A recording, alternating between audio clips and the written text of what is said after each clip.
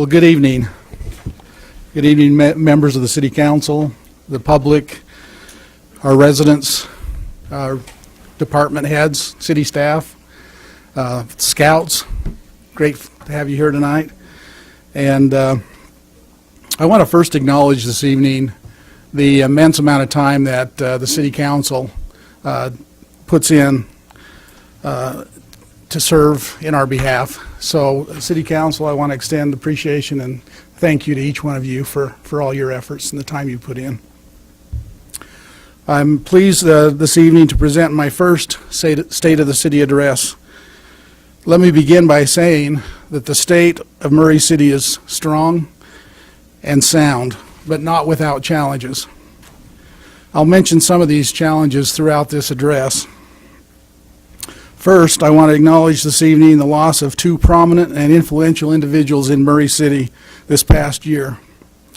Mayor Ted Iyer passed away on August 25th after a courageous battle with cancer. Mayor Iyer loved this city and loved serving as mayor, and we miss him.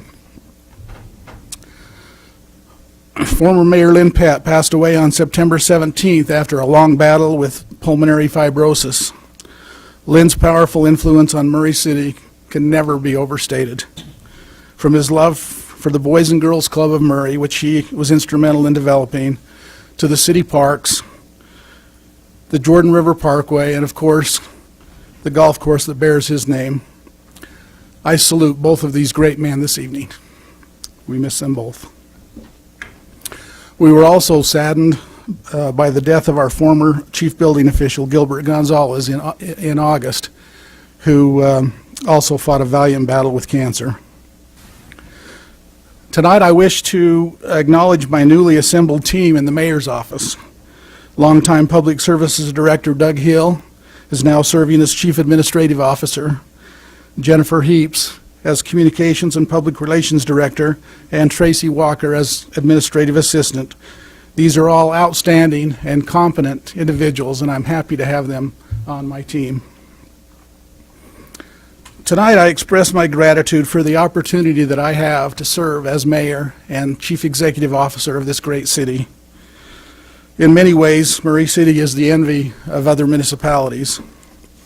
Murray City has a unique sense of community, a direct result of many, many individuals and families who, without fanfare, devote their time and energy to our community schools, recreation and sports programs, art programs, Boys and Girls Club, and other worthwhile causes, not to mention quiet service to their friends and neighbors.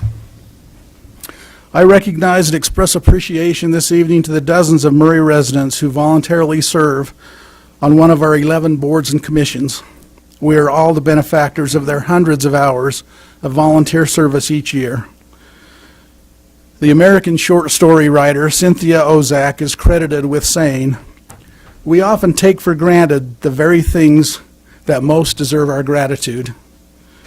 I'll take the liberty of tweaking that quote just a little by saying we often take for granted the very people who most deserve our gratitude.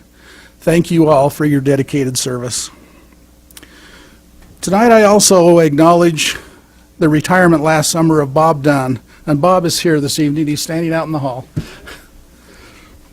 After more than 3 decades of full-time service to the Murray Boys and Girls Club, and it's just like Bob to be in the background. That's where he likes to be. Of course, Bob hasn't really retired, but continues to serve as a part-time volunteer. Bob has also accepted the invitation to serve on the Murray City Personnel Advisory Board, and I salute Bob this evening, and Bob, thank you for your many years of selfless service.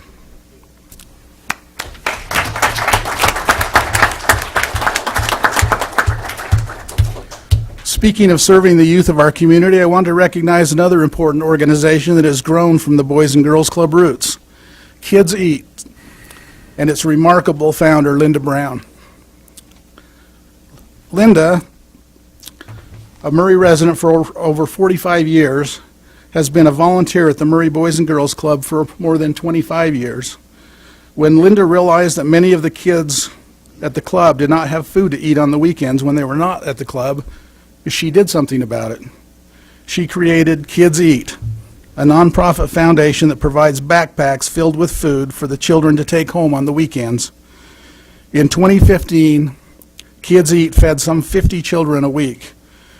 In less than 3 short years, Linda's foundation has grown to serve the entire Salt Lake County and beyond, providing approximately 2,500 meals and snacks each week for at-risk children.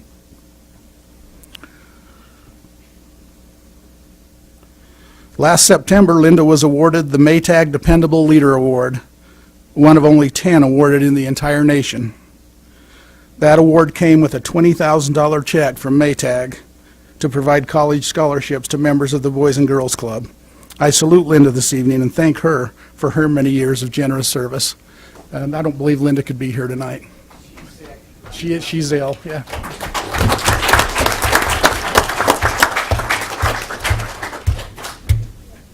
I also express appreciation this evening to my exceptional department and division directors. We'll provide the City Council a copy of our 2017 year-end summary report, but I wish to highlight just a few things this evening from that report.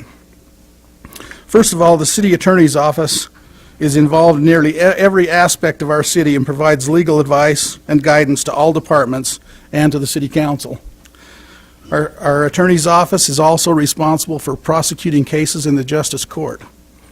The city is a complex corporation with many legal issues, and I have great confidence in our legal team and completely trust our new city attorney, G.L. Critchfield.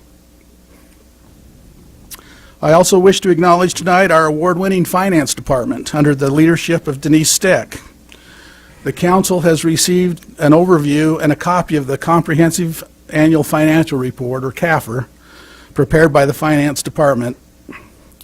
And the CAFR is also available on the website for review for public review. This detailed report demonstrates the competency and proficiency of our financial team. Their work has also resulted in a recent upgrade in the city's bond credit rating from AA- to AA, which will save the city money on future bond payments.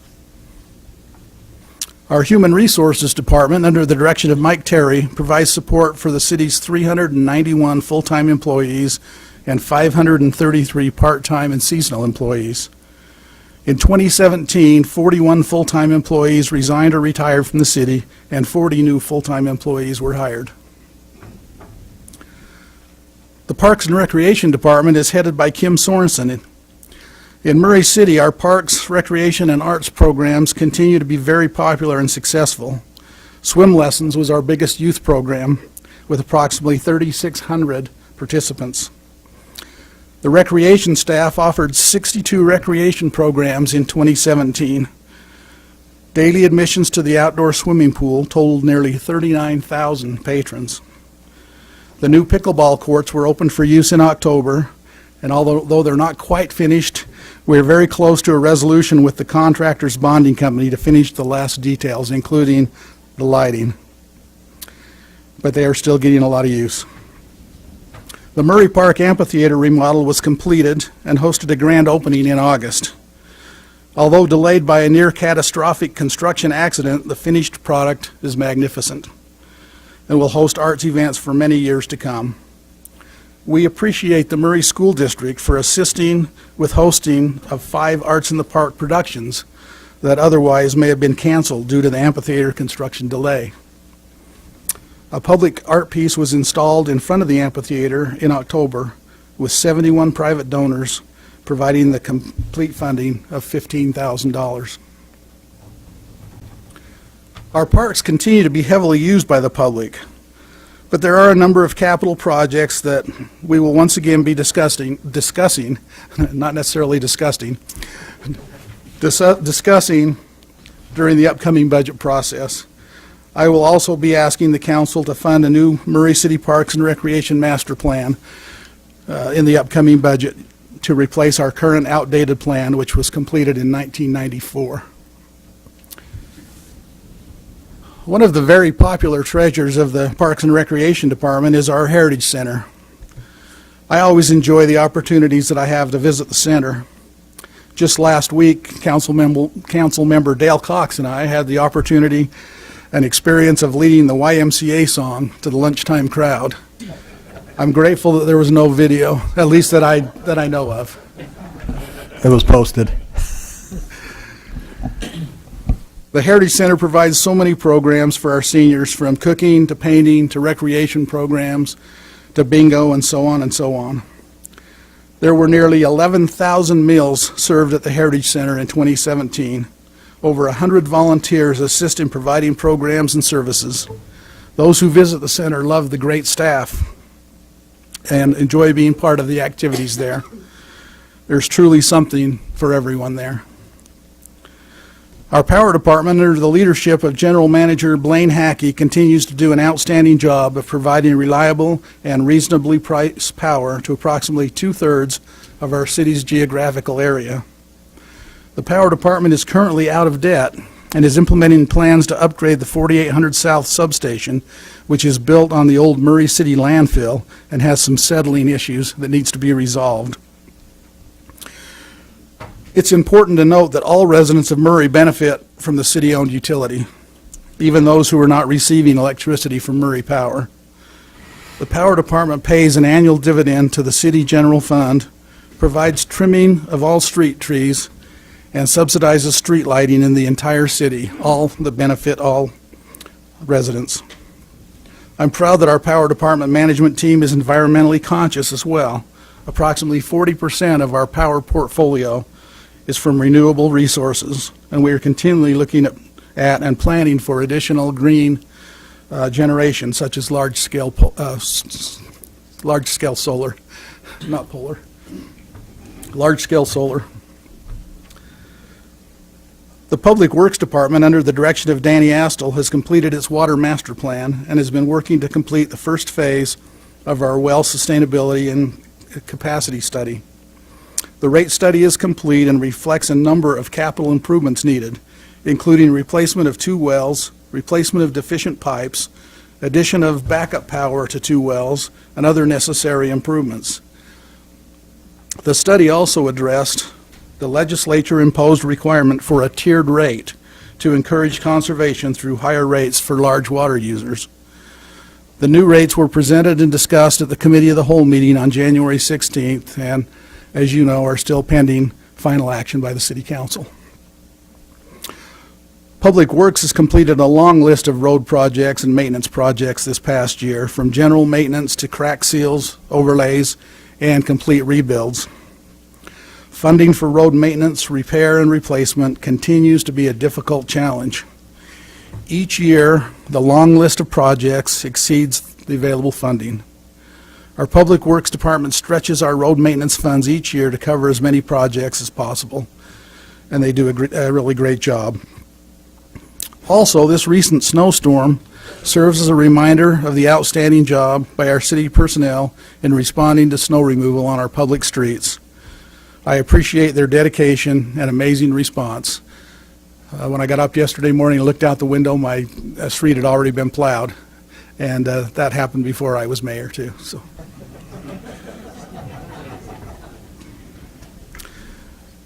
The Administrative and Development Services Department, under the direction of awesome Tim Tingy,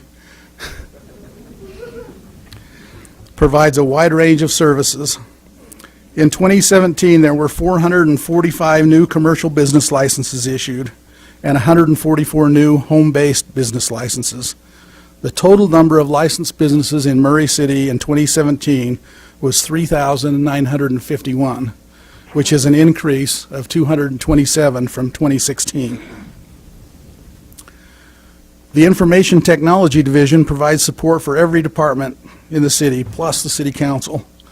This includes support for all types of devices and software, including but not limited to mobile phones, tablets, desktop computers, public safety record systems, server support, and the Tyler Munis modules, I might add, and the recording equipment. The Wi-Fi in Murray Park was completed by the IT division in 2017. The IT division is a critical component of our day-to-day city operations. A very popular service provided by our city is that of passport processing. In 2017, the City Recorder's Office processed 4,363 new passport applications, up from 2,506 the previous year, so nearly double, and 460 renewals, up from 63 in 2016. So it's a very popular service. The building division issued 2,010 building permits in 2017, which is an increase of 282 over 2016. I'm enthusiastic about the developments that are happening in Murray. The expansion of Fashion Place Mall with a number of new stores and restaurants continues to draw shoppers from around the region.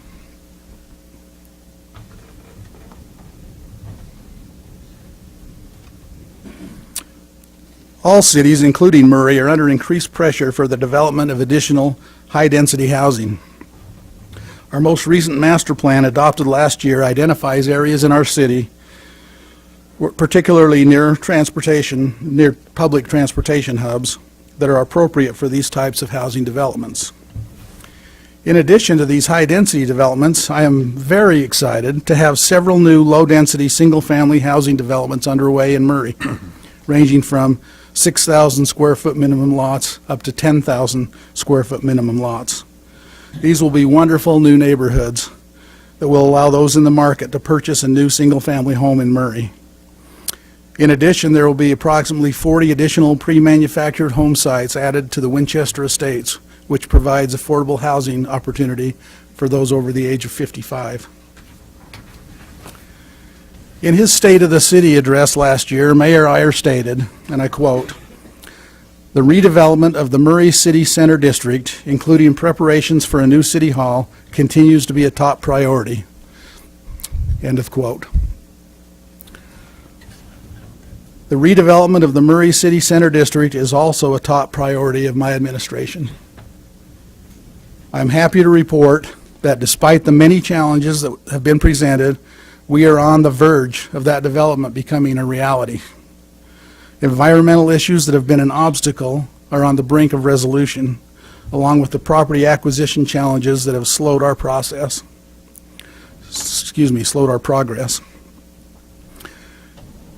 In the very near future, we will be inviting the public to attend an open house to review our progress and make comments.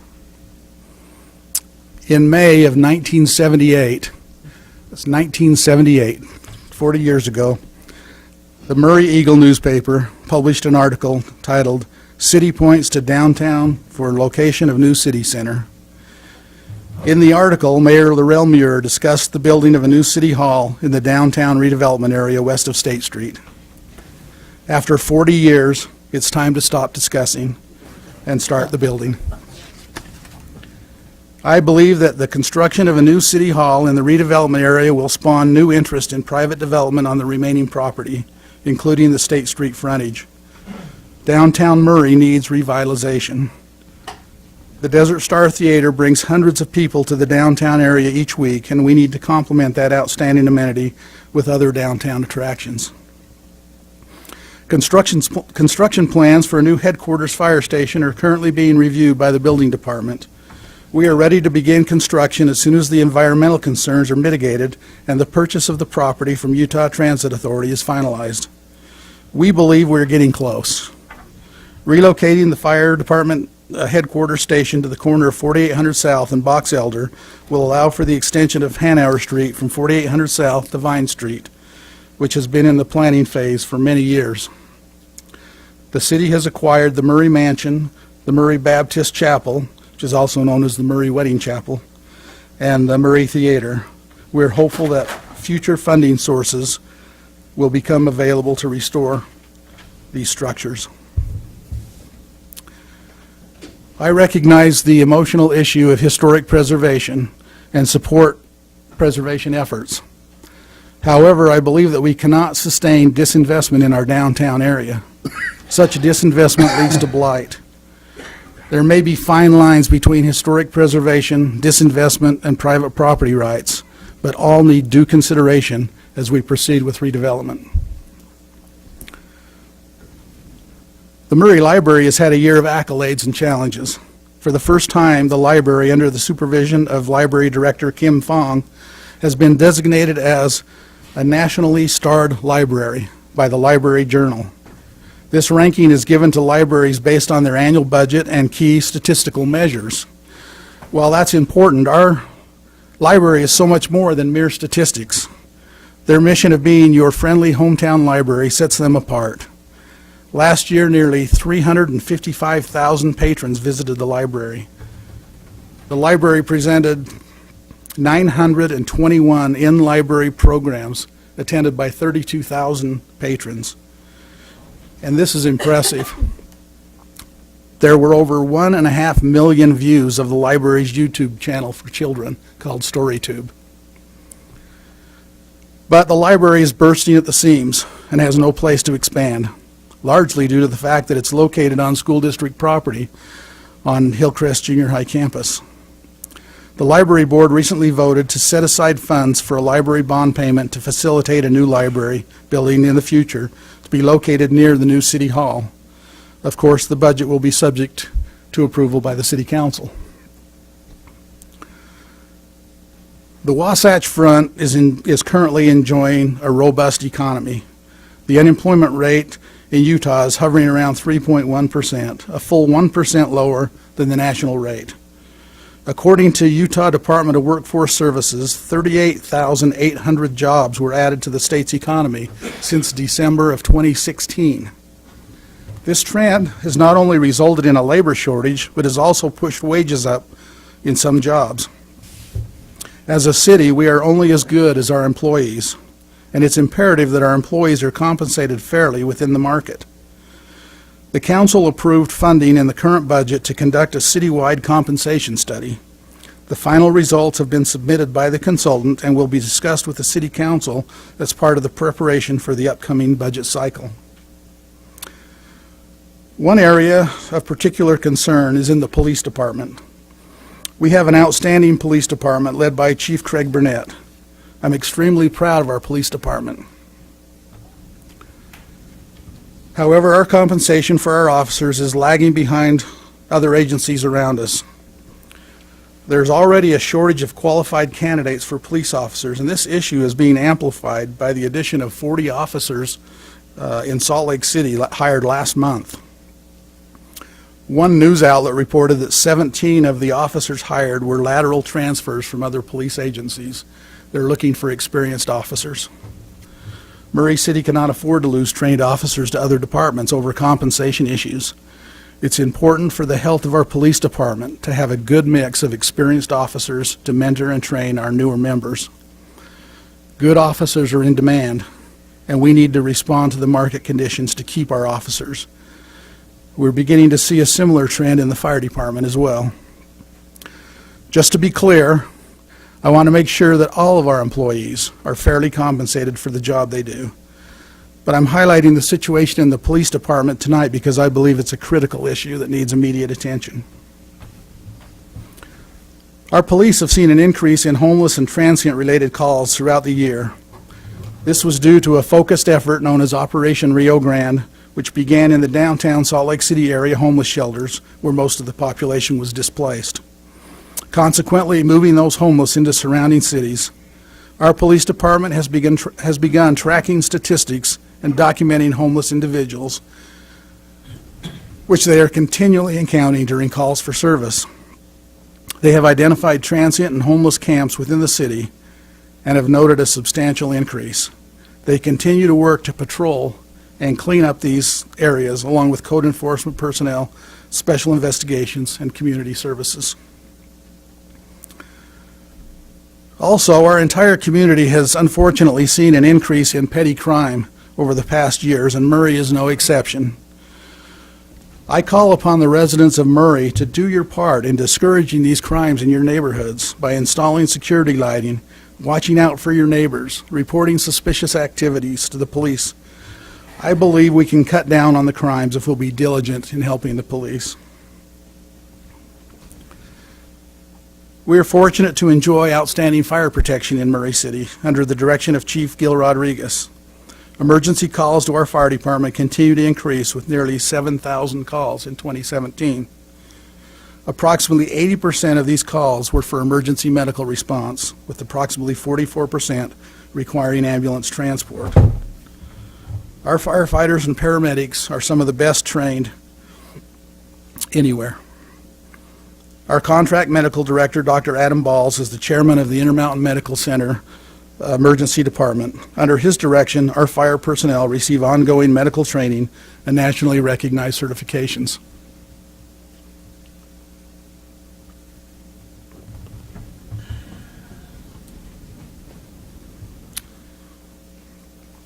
This past December, when the state of California declared a state of emergency due to the raging wildfires, a request was sent out by Utah's governor to all Utah fire departments asking for resources to assist California. Murray City deployed 4 firefighters and a wildland engine to aid in the fighting of the Thomas Fire in Southern California. There were approximately 80 firefighters who responded from Utah. The Thomas Fire ended up being the largest fire in modern California history, growing to nearly 282,000 acres and destroying over 1,000 structures and damaging another 280. This fire also resulted in the loss of life of a California firefighter, Corey Iverson. Our Murray City Justice Court is led by Judge Paul Thompson and Court Administrator Mike Williams and is touted as being a model court. The court is now nearly completely paperless.